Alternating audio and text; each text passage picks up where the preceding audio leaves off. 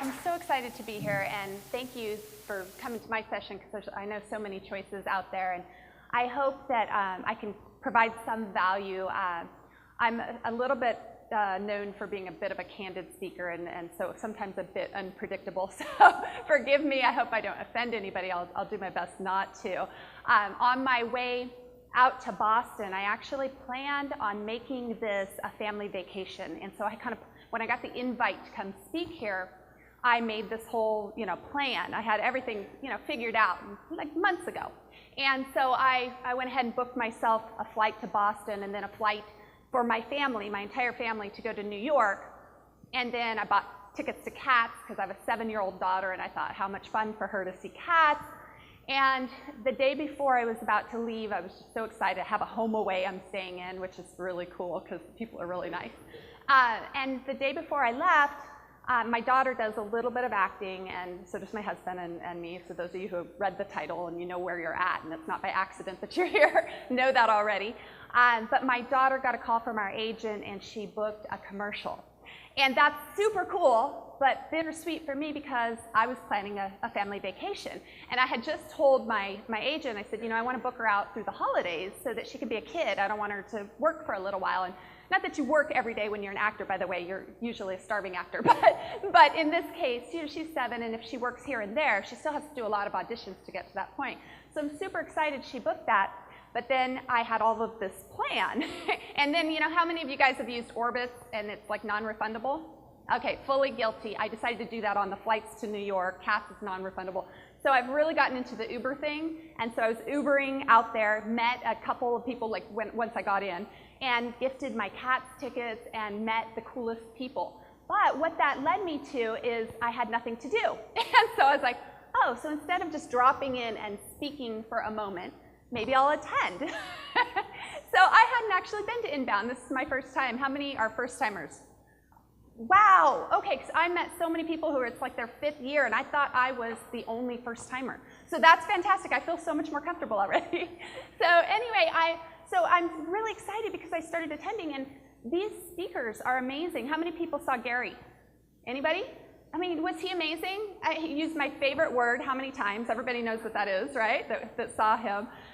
So anyway, just been a wonderful event, and I have learned so much. And the speaker who was just in here a moment ago, he was telling me how this is really intimidating for a speaker who speaks about marketing and advertising, because all of you are in the same industry. And so you're our peer group, and that is, as a speaker, the hardest group of people to talk to. So I'm not going to try and teach you something you don't know, but I'm going to try and hopefully share something that maybe will give you some ideas about things that you can do that might help you just think a little differently about what you're doing.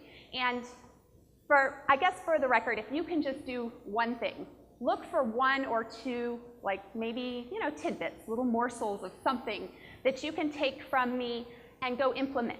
And just really take those 1 or 2 things. And if you don't resonate with me, don't do a max exodus like the other keynote speaker yesterday. I don't know how many people saw all the people walking out.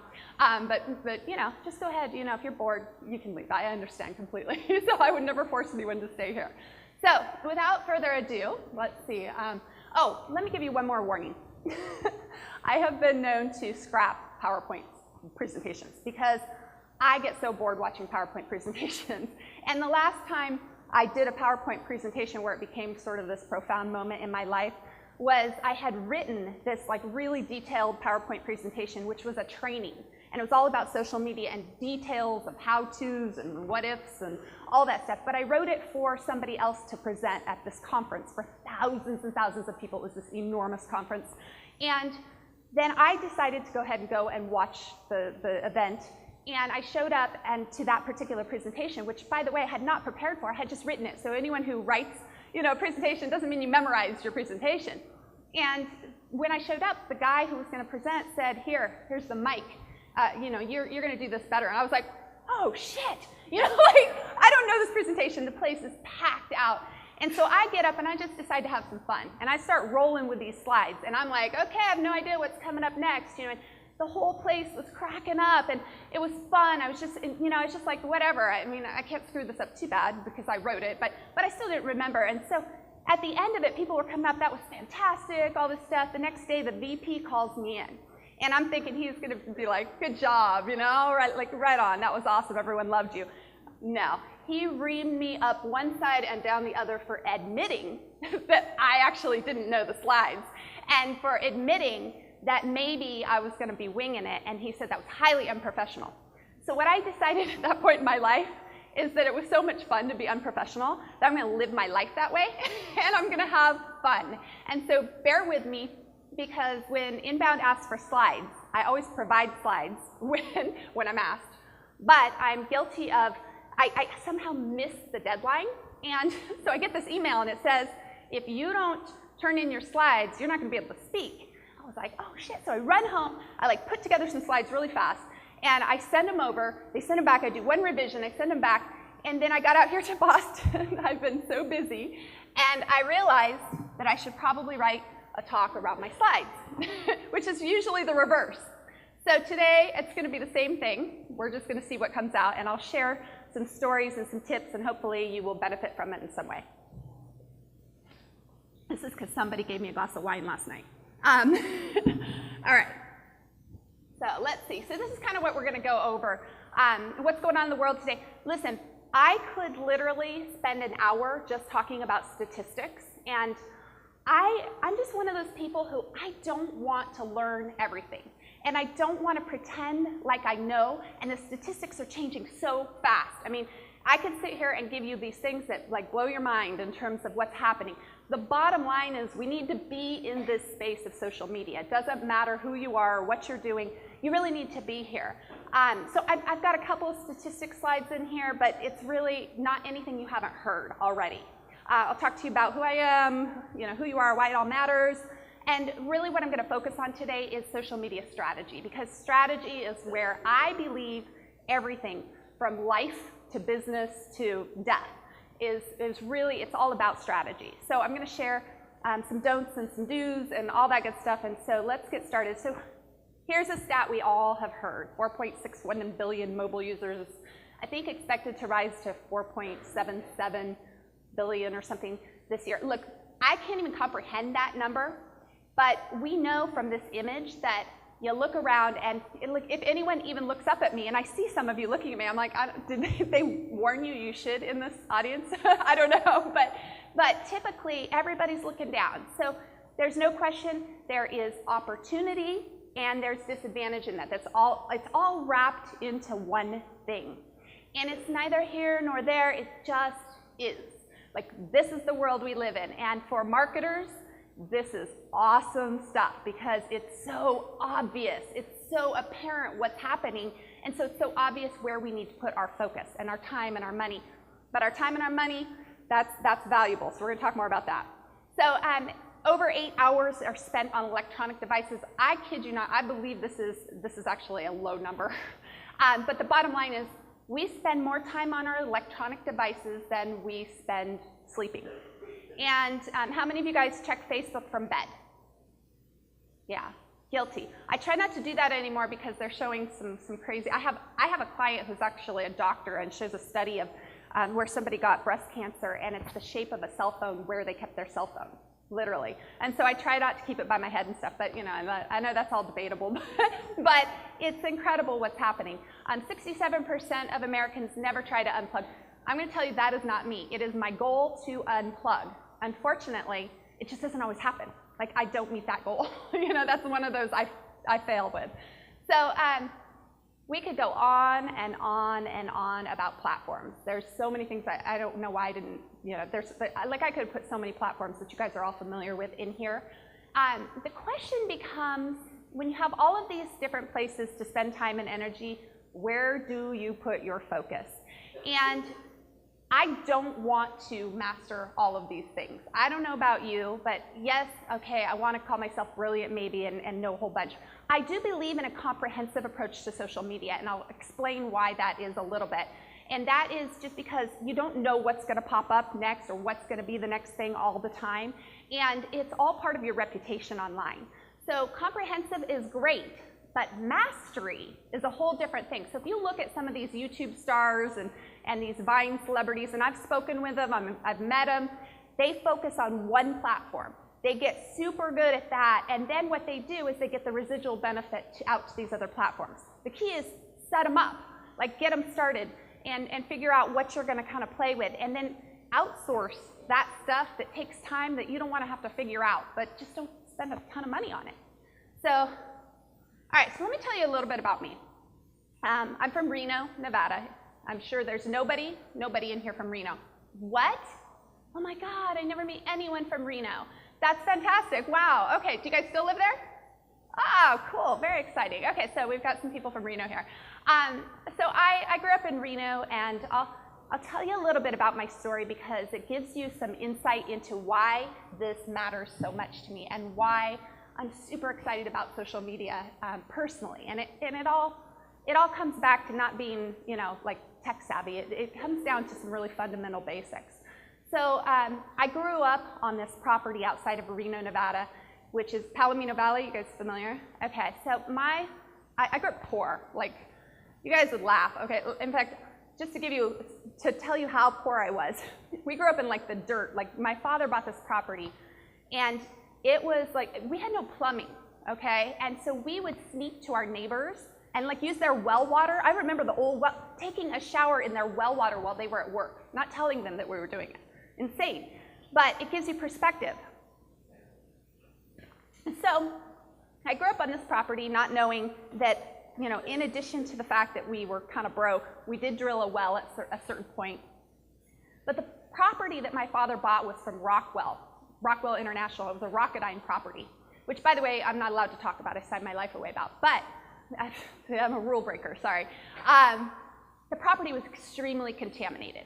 I mean, so badly contaminated, it's under a 100-year cleanup, okay? The air above the soil was contaminated where I grew up. Our water was badly contaminated. We didn't know, though, growing up there, obviously, that it was contaminated. So there was this day that my father dropped dead, and he had gotten lymphoma cancer and got very sick very suddenly, and we had no idea what from. And, of course, it all made sense later, but at the time, we just thought, oh, that's crazy. That just can happen overnight. That really happens. And then all of these years went by, and suddenly we got this letter in the mail, and it said, don't drink your water, don't touch your water, don't breathe don't breathe the evaporation from your water. Obviously, don't bathe in your water. And then we got all these like cases and cases of bottled water that started showing up to our house, which we didn't order. And so something clicked in me really quickly that something was seriously wrong. Like, not just a little bit wrong, but it was really serious. And so I sort of was like, okay, we got to figure out what's going on. But then they started flying us to doctors. And, you know, I'm outside Reno. They're sending me to LA and San Francisco to see these like high-profile doctors and psychologists. And like psychiatric, you know, we're going under these psychiatric evaluations, doing the, you know, ink blot tests and stuff to see if we were sane enough to determine whether or not we should be afraid of the possibility we might get cancer. And so at the end of these tests, what would happen is these doctors would bring you into your office, you know, I don't know if anybody's ever been called into the office with a doctor, but it's not always a good sign. And they would sit across their desk. And I remember I was young, but I just remember so clearly, and they would say, you know, I'm so sorry, but there's a really high likelihood that you will get cancer from what you've been exposed to at some point. And I thought, where's the opportunity here? I thought, well, if you can tell me when, then what I'm going to do is I'm going to figure out what I want to accomplish, and I'm going to work backwards from that date. So I got this figured out. I'm a strategist. So I said to them, I said, you know, can you give me a date? And they were like, no, we can't give you a date. Well, can you give me an approximate date? But they couldn't actually give me a date of when that might happen. So I had to set out on this other journey, which was to really figure out, okay, if you're going to be stripped of everything, like everything that you think matters, all your material possessions, and then your health, then what is there that's left? And I think we can all answer that it's simply your relationships. There is nothing else under the sun that really, truly matters. I mean, you can be famous, you can have all these accomplishments and awards and all these things. Nobody gives a shit. You know, the people who care, they really just care about you. That's it. They don't care about the awards. I mean, look, I don't care if my husband has an award or not. I just care that I love him, and that if that makes him happy, then right on. So I sort of set out on this journey to discover what mattered, and then by figuring out and boiling that down right away to relationships, I just decided that I would ask every single person that I met what the secret was to a happy relationship. So I started asking couples, and I would say, what's the secret to a happy marriage? What's the secret to a happy relationship? What's the secret to, whatever? And I interviewed couples for so long, and it was so interesting because what I found was this overwhelming thing where all I heard was the same shit year after year after year, with 9 out of 10 people complaining. And there was 1 out of 10, sometimes 2. Last night there were 2 couples I met in this group, and they're both really cool, and one of them's here, and I'm very excited about that. And so one or 2 couples would actually really genuinely seem like they were having a lot of fun. And when you meet that, you're like, what are you doing differently from all the rest of these people who are just bitching and moaning and complaining? And so I discovered that there were some very fundamental, simple things that people were doing differently. And I decided that somebody should put it in a book. And so I decided to write my first book. And I decided it many years ago. I didn't actually do it until years later, because how many times do we decide something but not actually do it? Right? For I don't know how long, but too long oftentimes. And so I sort of set out on this mission to write about relationships, and I wrote this book, and I thought, okay, strategically speaking, I actually want people to read this book. I actually care about people enough that I think that they could simplify things if they read it. And so I wrote the book, and I was like, well, what do I need to do to get my book out there? And this is where I talk about strategy. Everything boils down to strategy, because you only have so many resources, so much time, so much money. And so I thought, well, I could publish it, I could self-publish it, and I thought, I know social media, and I know social media is a way to reach people, and I get that you could post and do all that stuff, but what is a publicist gonna look at, and what is a publisher gonna look at? And so I thought, well, I'll start a Facebook page. And so I opened a Facebook page for the book title, which my book wasn't written yet. So the Facebook page was just spelling it out for your man. And that was it. And I started spending just a little bit of money on Facebook advertising and just driving a little attention. And I thought, well, if I build a following, my strategy will be that I'll go and I'll present my book or my query letter to the publishers, and I will present it along with, of course, as all of us in here would know, some sort of a marketing plan. But I feel like I'm going to have an edge if I have a following. So I spent enough money to get myself to about 30,000 followers on Facebook. It was super cheap and super fast. It still is today. So all I did that was different from so many other people at that time is I just opened it up worldwide, because you get so much more for your money. And I know that relationships are happening everywhere. It's valid, right? It's viable. I don't speak all these other languages, but I can certainly market there. And I did an ad that, I still run this ad today, you guys will laugh, okay? But I did an ad that said, money or love? Who can't relate? And even in other languages, apparently they can relate. So I get this following, and I tell my husband on a Friday, I'm gonna submit to some publishers tonight. I bought myself the publisher's guide. And I said, I'm gonna submit to some publishers, and I'm just gonna see what happens, and if I need to, then I'll self-publish it. So I submit to 6 publishers, and everybody told me you're never going to get a publisher today. It's absolutely impossible to get a publisher, and you're a first-time author, excuse me. And I know I'm nobody. I don't expect a publisher to care about me or even my content, but I do expect them to care about my following. So I submit to these publishers, and I get not 1 but 2 responses. And by the next week, I'm signing the first contract that comes across my desk, because I'm like, I'm nobody. Wait a second, I got a publisher. So I took the first deal I got the next week, but I had a deal within a week. And let me just tell you, from an insight standpoint, I submitted them a query letter. I told them my following, and then I sent them 2 chapters of my book. I hadn't written the book yet. Do you think that they bought me because of my book or my social media following? I 100% guarantee it was because I had a following. And then it's since grown. It's that Facebook page has 180,000 people or something following it. But I have not spent a lot of money. If I wanted it to be millions, I could build it to that. There's no question in my mind you could do that, and it's a door opener. So it's part of a big strategy that everything is about how do you do, what's your big picture? Like, what do you really want to accomplish? And if you can answer that, you can create a strategy that is unique. How many of you heard the Spotlight speaker just a few minutes ago? Just a few of you. He was fantastic, okay? He was just absolutely, did you guys agree? Excellent? Yeah, I mean, just a fantastic speaker. And he shared just some incredible insights. But if you can just look at how you can take what's already being done out there, all these different things that are happening, and you kind of put it together, is what he was saying, in your own way, your own creative way. And we can all come up with a way to do this if we're not distracted by so many other things that are going on in the world. So it's about really coming up with, starting up here, you know, what's your vision? How many people can actually answer what their vision statement is? Or has a clear vision of what they're trying to do right now? Anybody have a mission statement? Okay, so I commend you guys, but if you look around in here, and we all know they've done studies about if you write down your goals, right? The people who write down their goals, what is it, 5% or something? They accomplish their goals, and the other 95% don't. And that's about what we're looking at. And so I don't say that at all to give you a hard time, because I don't have mine written down. So, I mean, let me tell you, I teach what I need to learn. But I do know my vision. I do know that. And my mission, I can tell you, is to put relate back into relationships. I am all about relationships, and everything to do with social media, everything to do with your job, everything to do with who you work with, you know, who you go home to. It's all about your relationships. And if that is not what matters, then you need to reevaluate how you're living your life, because you're probably not very happy.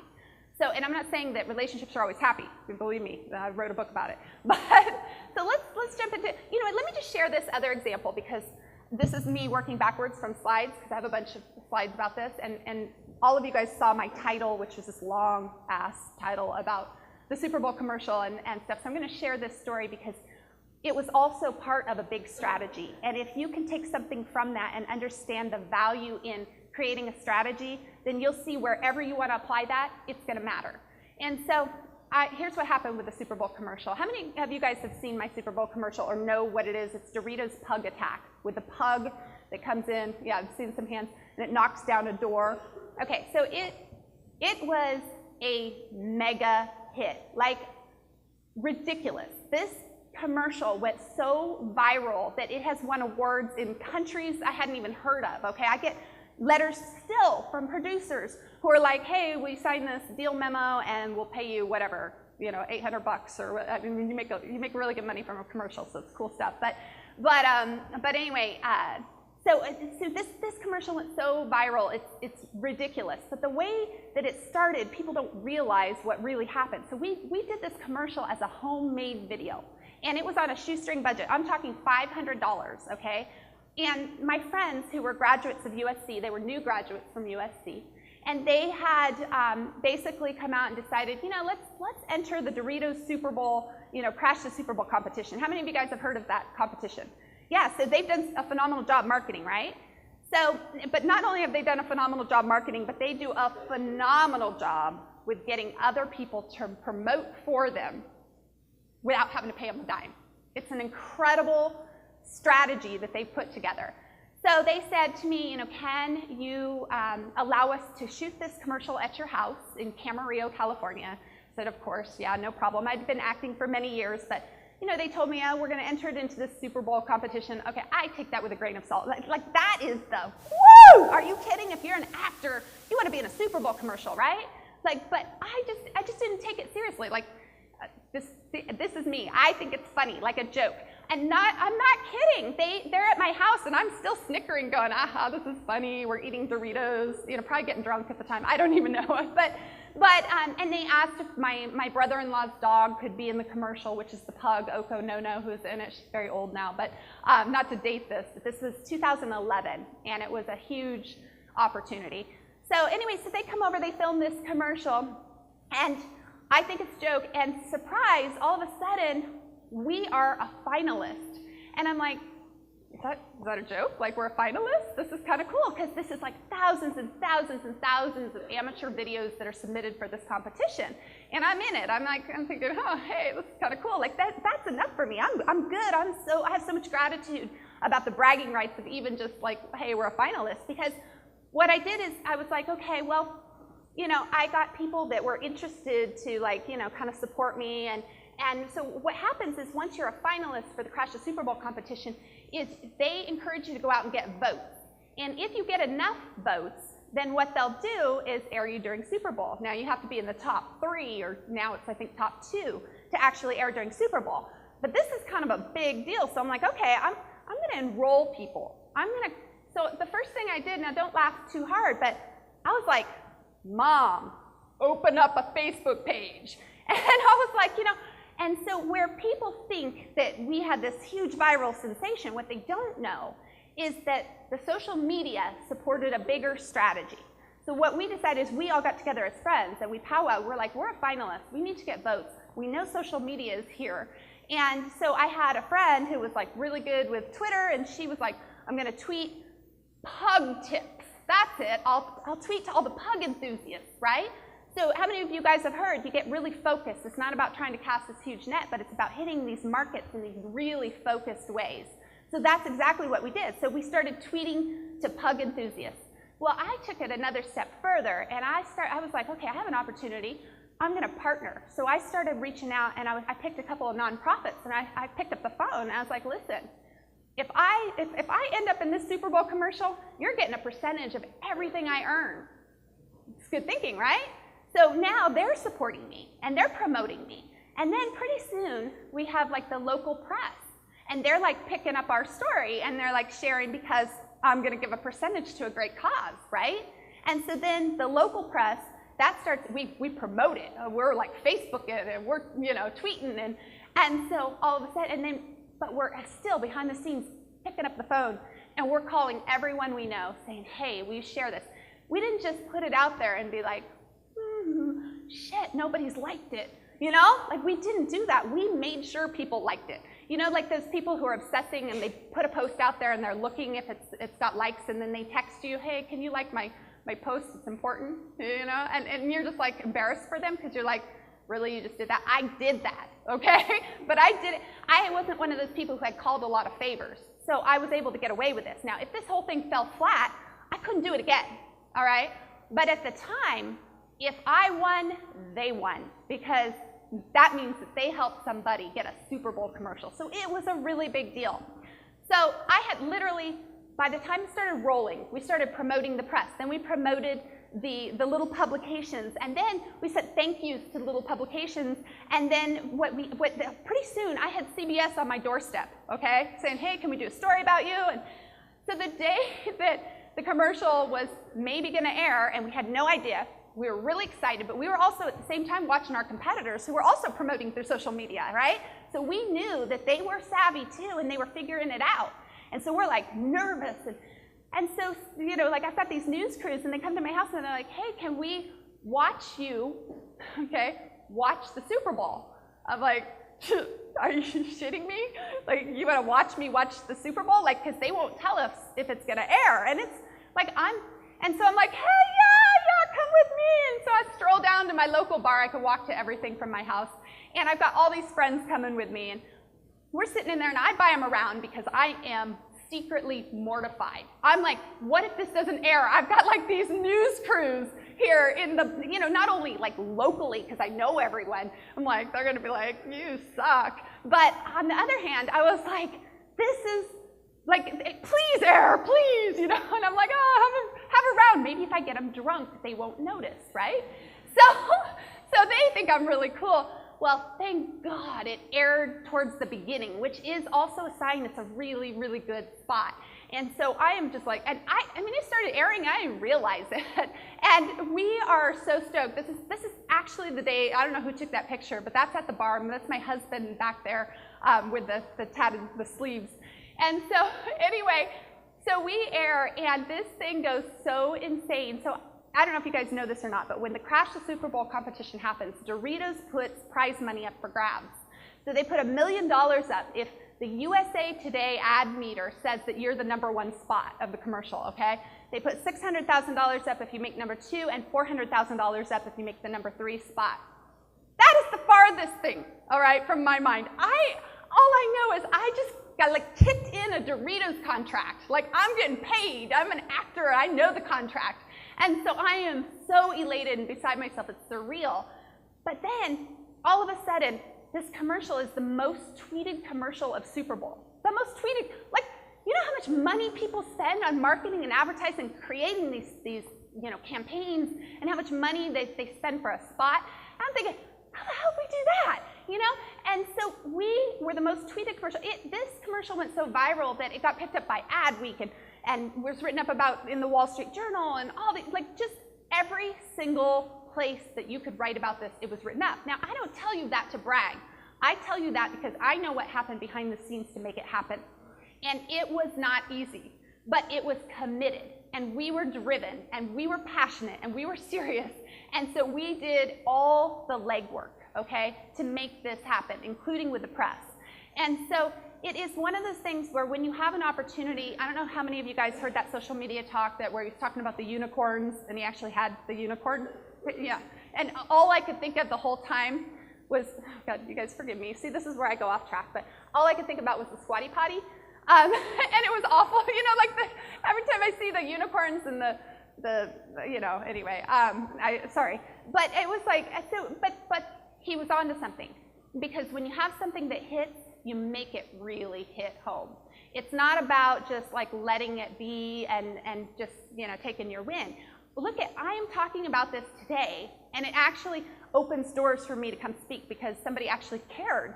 And that's silly, and I do expect to change that and have something else that's big to talk about as well. So, I promise that for future years. But this is a lot of, you can get a lot out of something that hits. And even if it doesn't hit this big, I will tell you that I work with clients all day long that they just miss the picture on the strategy. And so what they do is, for example, I work with a lot of dentists, and I'll just share this with you because it's one of those things where they miss the point. And you'll see with dentists specifically, and this matters for all clients because it all comes back to strategy, and because then it's about pricing and what you're willing to spend and how that all fits together. So with dentists, you'll see if you go search dentists that like 2013, 2014, these guys dropped off the face of the planet on social media. They're like the slowest industry to change. But in 2013 and 14, all these people went out there saying, I can do social media, right? You guys remember this? Like everybody's brother and dog was doing it from home. Only they really didn't have business smarts, and they didn't know how to follow through, and so they dropped the ball. And they were charging an astronomical amount of money for social media management. And so they collect the check, and then I don't know what they did is they just went and sold the next person, but they didn't really do anything. And also, the dentists had no clue about strategy. So all they thought was, okay, social media, I keep hearing about it, I guess I need to have social media, so yeah, here's a check. But if they had looked at the big picture, they could have seen that for dentists, what matters is their reputation. It's not about, whatever. It's not about having a Super Bowl commercial. I mean, this stuff with the Ice Bucket Challenge or a Super Bowl commercial, that stuff comes along like, once in a while. It doesn't have to be that big for it to matter. And it also doesn't have to be anything for you to turn it into something that does matter. Okay, so when you align with causes, when you add your mission with something that matters, and you realize your why behind you in terms of everything that you do, it completely changes everything that you do. So I just share that. Obviously, it went insanely viral. So without a strategy, that's kind of what I'm talking about right now, which is this thing with Denison. It's with all things related to marketing. I mean, we all know the whole spaghetti thing and all of that stuff. But that's really easy to get rid of, because with a strategy, even when things don't work, you can monitor it. I mean, there's a lot of guys in here I know, and women, who are into analytics, right? How many of you guys are analysts, like are really into the analytics side? Oh, see, that's my crowd. You came to my talk because you're not into it. There's a few of you. But I'm not into the analytics either. But I am into effective. Like, I can see what works and what doesn't if I know what it is that I'm trying to accomplish. So if I don't know what I'm trying to accomplish, and the same is true with life. This is my whole thing about working backwards. So when you have your big picture, obviously it's create a strategy around it. Use a marketing calendar. Everybody knows this, but how many people don't do it? It's incredible to me. So there are people sitting around in offices posting. I walk into places, I'm not kidding, and I don't know how many of you have had this happen to you, where you walk into an office and it's like, I've walked into offices in Beverly Hills, and the person at the front desk says, excuse me just a second, I need to post to Facebook really quickly. Has that happened to anybody? No? Okay, I'm doing something wrong because I'm not getting attention when I go in. But seriously, what's happening is people are trying to cram it in, they're trying to slip it in, and then what happens, a couple weeks go by, they don't do their post or whatever. Some of these talks I've been listening to, how it's all about the content. It's got to be the best content in the world. I will tell you that when I'm not working on something that really matters, it's not about the content. I hire out my own social media, fully guilty, okay? So I have somebody I don't pay a lot of money to. I can't hold them to creating this super valuable content. What they do is they post. What's the point of posting if it's not good? The point is that you're consistent, okay, and relevant. So there's always a reason to be doing something. And so if you understand that, then it's no problem to kind of fit wherever you need to fit. So right now, I'm hearing these people that are saying it's got to be the best content in the world, don't bore me with your content.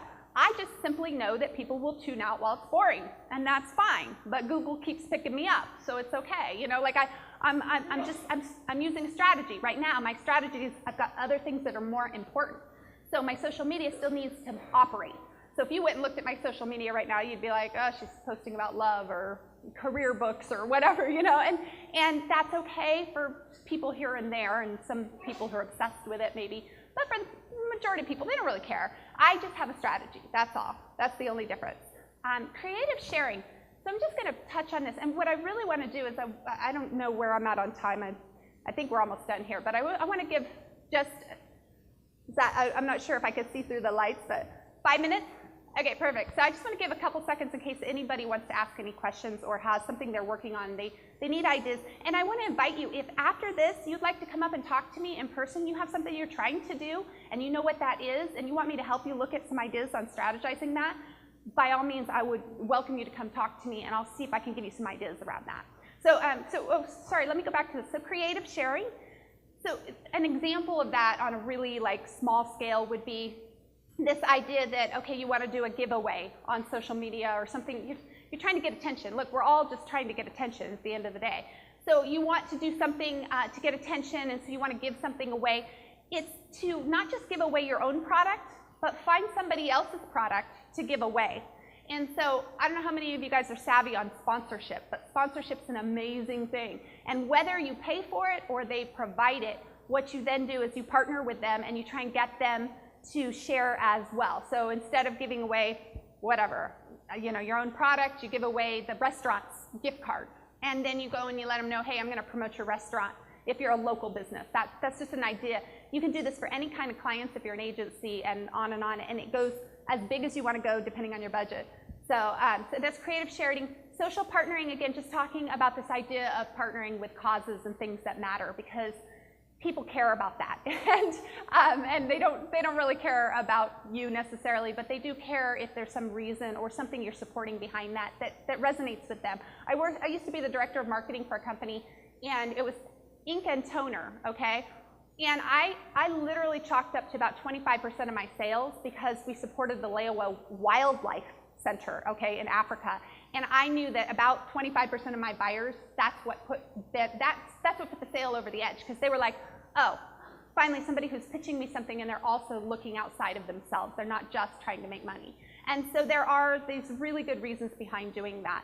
And this is the last thing I'm going to say, and I'm going to wrap it up with this, is listen, we are all so vulnerable. Our egos are so caught up in what we do and what it looks like. And we're all guilty, and I'm fully guilty of it. But I always try to bring myself back to this place where I ground myself in knowing that, you know, it's not my job to be perfect.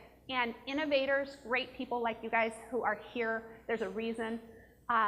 Great innovators, they take risks. And, you know, you've got to take risks. And everybody out there who's doing social media saying, look at what everyone else is doing right, okay? I say look at what everyone else is doing wrong. Everyone else, which is the majority, just like with wealth, okay, is doing it wrong. So they're doing the same thing. They're telling you what you should be doing, which is the same thing that they should be doing, they think. And in reality, it's that thing that's not been done. It's that thing that we haven't tried. And it's embarrassing. It's uncomfortable. That's the thing that we need to try. It's like even the ice bucket thing, if you really look at it, I mean, if that was your idea, don't you kind of step back and go, this is kind of dumb? Like really, like somebody's gonna, I mean, this is kind of a risk, right? But somebody did it. And so I honor those people who take risks, whether they completely fall or they do really, really well. Usually we all know that they fall flat most of the time and then something hits. But you've got to be brave. And you know, bravery comes from being okay with being vulnerable. And a lot of people don't like that word, but I love it. And I just think that that's what life is about. That's what human beings are about. That's what being is all about. So take risks and learn from what others shouldn't, you know, they need to stop doing, and try something new. And let's just take one quick second. If there's anybody who has any questions, feel free. And that is all I have for you. I just want to leave you with that. But if there's anybody who has any questions, otherwise I will let you guys free. And thank you so much. Appreciate it.